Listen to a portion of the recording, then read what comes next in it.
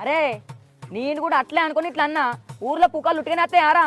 నేను నిజమే అనుకున్నా నీ మరద లేచిపోయింది అనుకొని అయితేవే కానీ ఎటు పోతున్నావు జోరుదారు పోతున్నావు ఆగం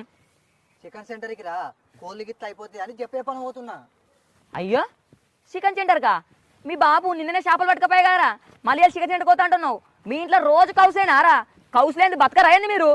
గట్ల కాదురా వారి ఇవాళ మేము చెట్ల తీర్థాలు పోతున్నాం అందుకే కోడి తీసుకొని పోవాలి. అవురా ఇంకేంద్రా ఇలా కక్క వాళ్ళ తినుడే పొక్క వాళ్ళ రావడే కాసిగా పొట్టు